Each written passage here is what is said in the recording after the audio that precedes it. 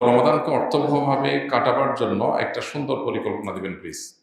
রমাদানকে অর্থবহভাবে কাটাবার জন্য বেশ কিছু পরিকল্পনার কথা আমরা বিভিন্ন সময় বলার চেষ্টা করি। এর মধ্যে নাম্বার ১ হলো রমাদান মাসে আমাদের ইবাদত বন্দেগী যেন সঠিকভাবে হয়। রমাদানের যে উদ্দেশ্য তাকওয়া অর্জন সেটা যেন সঠিকভাবে হয়, সেটার জন্য গুনাহের যে রাস্তাগুলো আছে এগুলো সবগুলোর সাথে আমাদের কানেকশনটাকে ডিসকানেক্ট করা উচিত। যাতে করে আমার আমলগুলো নষ্ট না হয়। যেমন আমরা ফেসবুক, ইউটিউব, সোশ্যাল মিডিয়ায় আসক্তি আছে। এখানে ভালো জিনিস দেখতে গিয়ে খারাপ জিনিস দেখা হয়। তাহলে এই অ্যাপ ডিলিট করে দেন রমজান উপলক্ষে।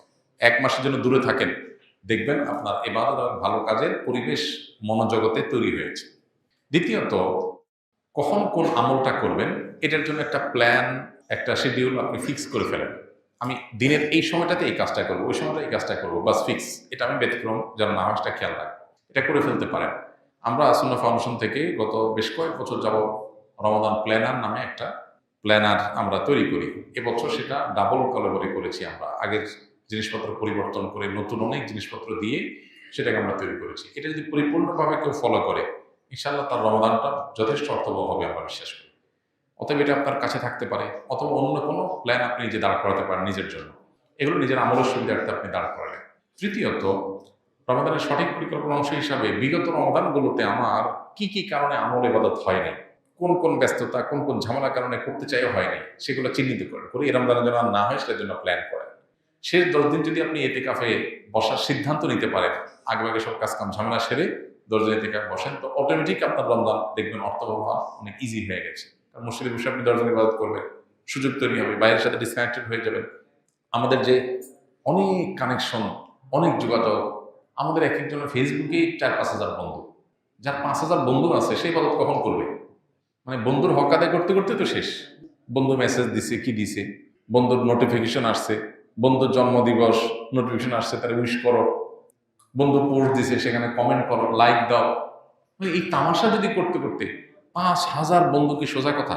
এই জন্য আমরা যদি এই সমস্ত কানেকশনগুলো থেকে একটু সরে আসতে পারি, এতে কাফে বসেন শেষ 10 দিন, আরো সম্ভব হলে 20 দিন বসেন, দেখবেন আপনার আমল অনেক করা সহজ হবে। এই জগতের ব্যস্ততাগুলো থেকে সরানো ছাড়া আমলের পরিবেশ আসলে খুব বেশি হয় না। এর জন্য সৎ সাহস দরকার, সঠিক হিম্মত দরকার।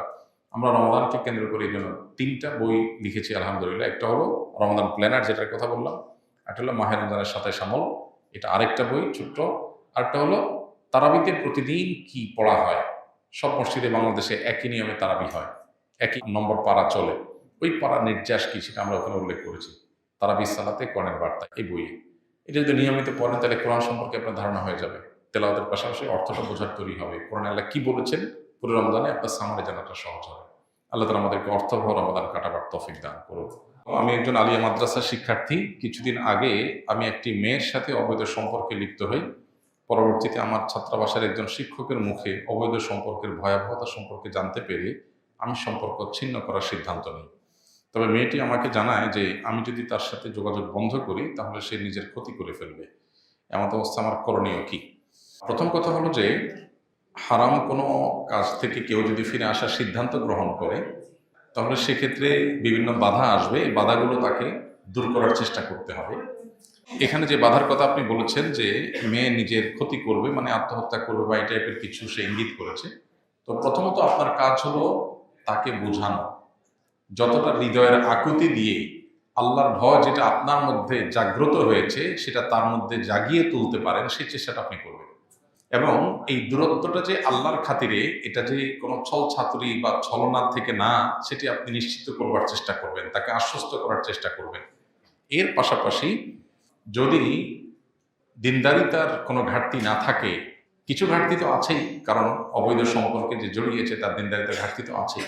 তারপরে যদি আপনার সব হিসাব নিকাশ মেলাবার পর মনে হয় যে একটা দিনদার জীবনসঙ্গী হিসাবে তার সাথে জীবন পার করা যায়, তাহলে সেক্ষেত্রে প্রয়োজনে সকল সম্পর্ক দূরে রেখে বৈবাহিক এবং হালাল সম্পর্কের জন্য সিদ্ধান্ত গ্রহণ করবেন এবং সেদিকে অগ্রসর হবেন।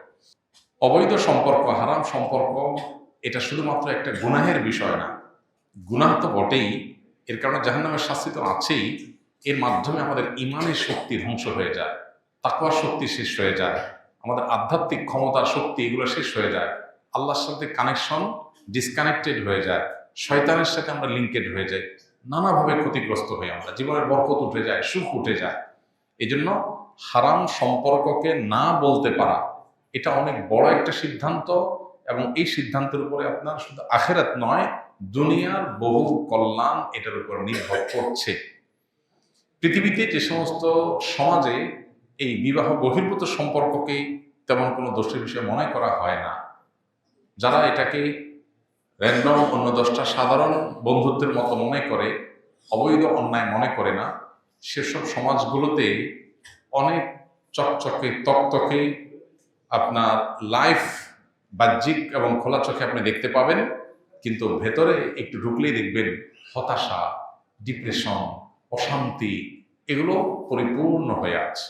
এজন্য আল্লাহর জন্য হারাম সম্পর্ককে না বলতে হবে। এখন যাকে আপনি এতদিন হয়তো বিবাহ করবেন প্রতিশ্রুতি দিয়েছেন, ওয়াদা করেছেন, তিনি হয়তো মনে করবে আপনি কোনো কারণে প্রতারণা করছেন। এই জন্য তাকে আশ্বস্ত করবার জন্য সেরকম হৃদয়ের আকুতি দিয়ে চিঠি লিখে, মেসেজ লিখে, মেইল পাঠিয়ে তাকে বোঝাবার চেষ্টা করেন, এবং সেই সাথে যদি বিবাহ করার মতো হয় বিবাহ করে ফেলেন, বা বিবাহ করার প্ল্যান করেন, কিন্তু সম্পর্ক বলেন যে আপনার কোনো সম্পর্ক থাকবে না। এবং এরপরও যদি আল্লাহ না করুক সে ভুল কিছু করে, তাহলে সেটার জন্য আপনি হারাম সম্পর্ক কন্টিনিউ করে যেতে বাধ্য নন। কেউ যদি ভুল কিছু করবে সে ভয় দেখায়, বেশিরভাগ ক্ষেত্রে ভয়গুলো ভয় পর্যন্তই থাকে। তারপরেও আল্লাহর অবাধ্য হওয়ার কোনো সুযোগ নাই কোনো মানুষের দিকে তাকিয়ে। বিধায় এই জিনিসটাকে খুব শক্ত হাতে যেমন ডিল করতে হবে, ঠিক একইভাবে খুবই সচেতনতার সাথে ডিল করতে হবে, যাতে করে সাপও মরে লাঠিও না ভাঙে। আল্লাহর অবাধ্যতা থেকেও আমি সরে আসতে পারি, আবার যেন কোনো অনাকাঙ্ক্ষিত কিছু না হয়। যদি আমি দুইটাকে একসাথে কম্বাইন করে বা আপনার দুইটাকে একসাথে আমার কনসিডারেশনে এনে আমি করতে না পারি, তাহলে আমি কনসিডার করবো আল্লাহর বিধান। সো আল্লাহর বিধান রক্ষা করতে গিয়ে যদি কোনো মূল্য দিতে হয়, ফাবিহা মানে আমি প্রস্তুত, এতটুকু থাকতে হবে। এটাই হল তাকওয়ার দাবি।